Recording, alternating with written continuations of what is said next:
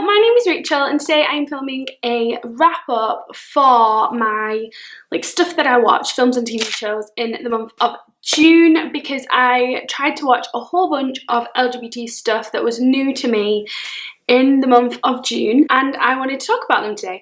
So I'm just gonna get started. I have 6 things that I watched this month. Some were amazing, some were just okay, so yeah, I'm just gonna get started and I'm doing this in pretty much the order that I watched them in. So yeah, the first thing I watched was Please Like Me. This is an Australian TV show. It's like a comedy and drama. It was created by Josh Thomas and Josh Thomas is also the lead actor in the TV show, and this TV show is basically about a man, I'd say in his mid-20s, who he figures out he's gay in the first episode, and it's all about him dating people and that sort of stuff. But you've also got a parallel storyline going on about his mum, who has tried to commit suicide in the first episode. And yeah, so there's a lot of mental health stuff in this show, and there's a lot of triggers for obviously suicide and depression, because there's a lot of that as well. But having said all that, it is one of the funniest shows ever and it always puts a smile on my face. I watched all 4 seasons in a week and would easily just watch it again. I love the titles, the song is so catchy and they always show them dancing and making food and it's so cool. And yeah, this is just a great show. The man in it is gay and it's all about gay relationship. So yeah, that was fantastic, would highly recommend that. If I had to give it a star rating, I'd give it 4 out of 5 because it was fantastic. So yes, enjoyed that one. And then after that, there's an actress in the show called Hannah Gadsby. Her character in the show is very, very funny, very flat comedy, which I really enjoy. She's also a stand-up comedian and she recently did a stand-up show, it was a Netflix special kind of thing. They've put it on Netflix recently in 2018 and it is called Nana. So after watching Please Like Me, I saw her face on it and was just oh, I'll watch that. She seemed pretty nice. She talks a lot about being a lesbian in this stand-up show and being a butch lesbian and stereotypes that she suffers, but also other people just being stupid towards her due to stereotypes, which is just hilarious. But she also does talk about some really serious topics, so some triggers for rape and abuse and violence. I've never watched a comedy show like that before and it really, really hit me and it was fantastic and I really enjoyed it, but it was so oh, okay, we're running with that, okay, whew, that is intense. Not the light watching that I wanted before bed, but I'm glad that it wasn't, and it's really thought-provoking and yeah, I enjoyed it. It's really, really cool. So yes, I would recommend that highly, though not so much if you are looking for something really funny, because although it was really funny, it definitely takes a very serious edge at the end that will probably make you very, very sad or very angry. But either of the two are a bit negative. So yeah, that is what I would say. The next thing that I watched, I've mentioned a lot in the last few videos because it basically took over my life, but it was RuPaul's Drag Race. I watched season 7, season 8 and season 9 in the space of probably a week or 2. I'm obsessed, love RuPaul. I literally watch RuPaul interviews on YouTube all the time. I just think he's so funny and so cute and he's just so sweet and I love the show. It's a bit like X Factor but for drag queens, and normally when you watch things like X Factor, they everyone thinks they're all that and takes themselves really seriously when really it's just a singing competition. And in Drag Race they just don't. It's just exactly what it says on the tin, and I've just been shown this whole new community of people and terms and all of this stuff, and I just love it. I love it so much. And yeah, I'm definitely going to try and watch more. I mean, that was all that was on the Swiss Netflix, so I'm a bit good about that, but I'm going to try and watch it.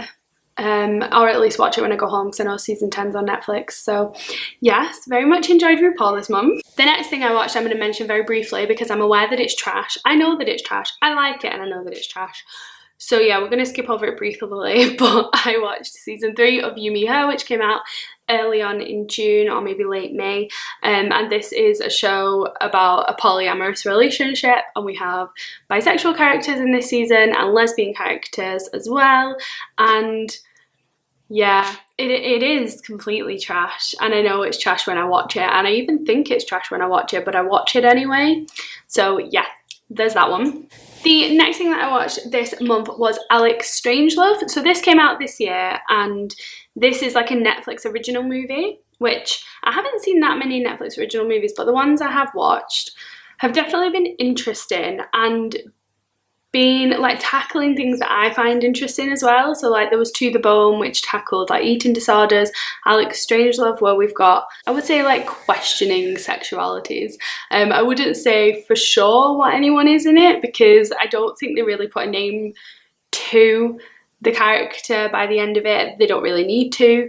So yeah, I don't want to like pigeonhole the character into sexuality that he's not. So yeah, we do have representation of, there's a gay person in this, and yeah, there is another character who I don't really want to put a label on. But this basically, we open with Alex. He's not called Alex Strangelove, he's called something else, but yeah, the show's called that. He is with his girlfriend. It's near the end of high school, they're about to go to college, and he has never slept with his girlfriend. His girlfriend really wants to have sex, but he is kind of like, oh, I don't really want to. But he loves her and everything, and then he meets a guy who is openly gay, and he just gets a bit confused and is just completely thrown off by meeting this person. So yeah, this I enjoyed. If I give it a rating, maybe like 3 stars. It passed the time and it was enjoyable, but it wasn't like a groundbreaking movie. So yeah, that one was okay. I enjoyed it for what it was, basically. And then the last thing that I watched, and is the reason that I waited so long, because I didn't get to watch this film until like the 30th of June. So I wanted to wait before I'd seen it before I made this video, but it was Love, Simon, which is obviously the new movie adaptation of Simon vs. the Homo Sapiens Agenda by Becky Albertalli, and I really enjoyed this film. I did have some problems with it, but I thought that they were actually like good things. So they simplified a lot of the characters, and they like threw in people as options. So obviously in Simon vs. Homo Sapiens Agenda, you're trying to figure out who Blue is all the way through, and I didn't figure out who Blue was. With the film, I feel like it's easier to figure out who it is because it really throws them up as an option, and so I didn't like that as much. And the characters were a lot more simplified, especially like Abby and Leah and Nick. Oh my god, that was the coffee machine, that scared me so much. Especially Abby, Leah and Nick. Well, I just find them very, very simplified, and also who Blue turns out to be at the end, we don't have that extra time that we have in the book. And so like that bothered me a bit, but what I found was that those minor changes definitely gave the film the feel that the book had. It had exactly the same like atmosphere and theme when I was watching it, which I really enjoyed, and I think that they made those decisions so that they could really make this film like the book and make it as enjoyable as the book. So I don't think it's so bad that they made those decisions, and I did absolutely love the film. I loved the guy who played Simon, was fantastic. I loved the girl who played Abby as well. She was extremely pretty, and yeah, I enjoyed it. I thought the end, I didn't, it's really hard when you've read a book that's then a movie, because there's all the small things, like the ending is pretty much exactly the same, except in the book it's quieter, and I like that it was quieter. But I feel like saying that about a 2-hour movie, something so specific, is a bit unfair. But yeah, fantastic. I really loved it. I loved the stuff that they added and the way that they formed the friendship between Nick, Abby, Leah and Simon. Obviously there's a lot more tension in the book between them, which I think, yeah, I think books can just have more story because you spend so much more time with them, whereas in a film it's only 2 hours. So I guess you can't really spend as much time going in depth in the plot. But I really enjoyed Love, Simon, and I went with my girlfriend and she was bawling like the last half an hour. The whole time she was crying. So also she enjoyed it a lot. So there are all the things I got to watch in this month. Yeah, I've never done a wrap up of things I've watched before, so I don't know if that was any good. Thank you very much for watching. If you watched any good stuff for Pride, please let me know down below so I can go and check them out, because I like LGBT stuff. And I will see you in my next video. Bye!